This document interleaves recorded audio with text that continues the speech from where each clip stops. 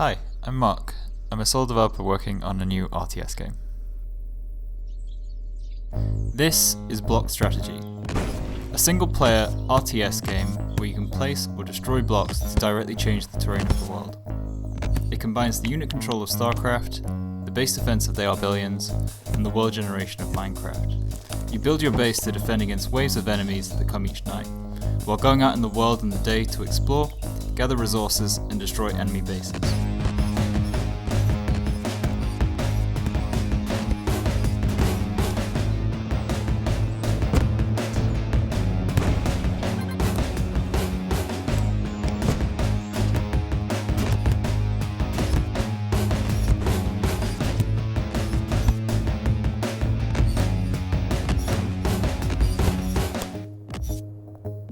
If that sounds interesting to you, consider subscribing and wishlisting on Steam.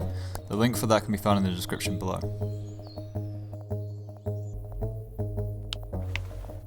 In this first devlog, I'm going to introduce the game and some of my design philosophy more generally, before diving into more specific areas in future devlogs. My favourite game is StarCraft 2, and one of the reasons I prefer it to other RTS games is how responsive the units are to control.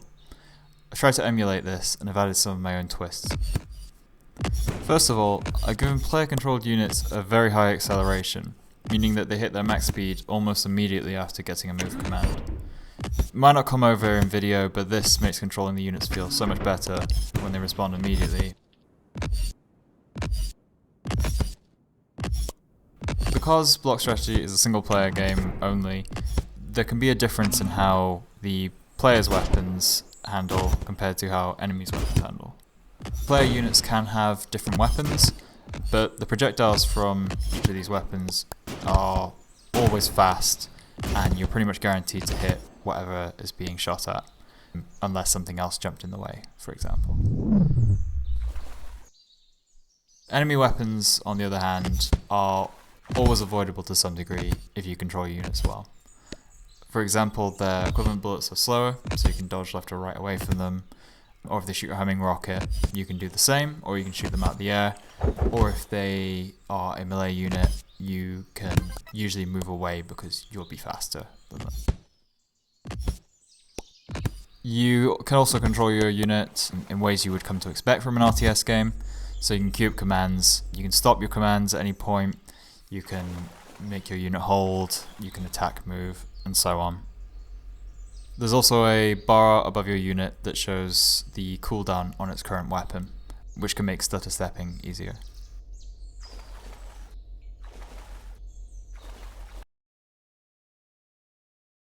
The fact that the world is made out of blocks is probably the main differentiating factor when you compare Block Strategy to other RTS games.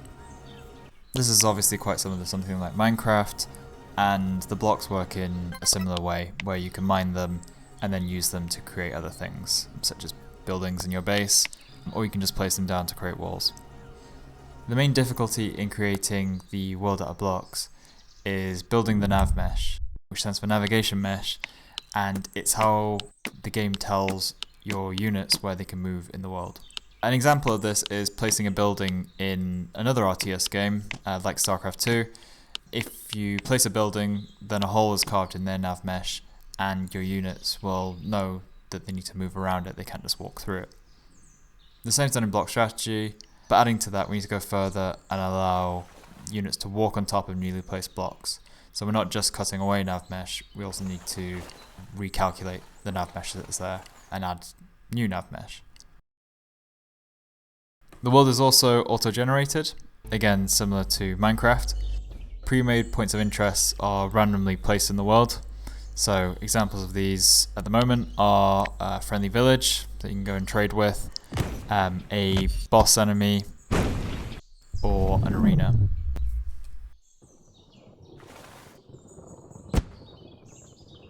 The idea is that there will be hundreds of points of interest that the game can add to the world when it's creating the map, so that each playthrough should hopefully feel unique.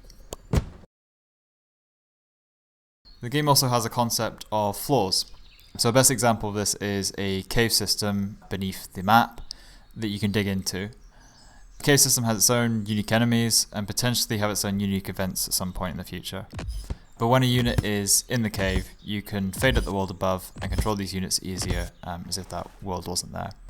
You can manually change the floor you're on, or you can automatically set the floor to whatever floor your currently selected unit is on. This system works for blocks you place, so you could theoretically build a bridge over your base and fade it out to control the units below, or you could dig a tunnel under your base and place buildings there, or do whatever you want with it.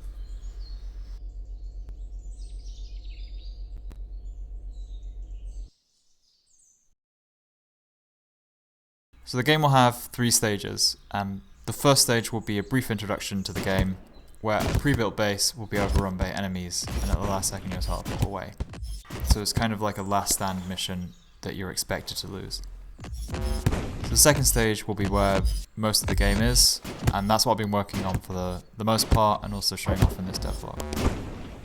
So you'll need to rebuild your base on the new map that's been generated by gathering resources, and also at the same time defending your base from any enemies that come and try and kill you. And the last stage will be returning to the first area that you were in the first stage, and hopefully defeating the enemies that you fled from. So I also hope to include a progression system similar to something like FTL, where different factions can be unlocked and the game can be replayed with those factions. Though currently I'm only planning for the playable units to be changed out, and maybe a unique building or 2 per faction, with everything else mostly staying the same. So I started game development maybe around mid-2021, mainly playing around with RTS prototypes, but I basically scrapped everything at the start of this year to start work on block strategy. So I've been able to move quite quickly because of what was learned from those prototypes, and I've been able to keep some assets from them, but I'm still a while off because I really want this to be good and of quality that I would be happy with. My plan is to release the game in the second half of next year, so 2024, and I'm still deciding on whether this will be an early access launch or full launch with some planned future content releases. The next devlog will focus on the resource system in a lot more depth. If you have any requests for future devlogs, then please leave a comment below.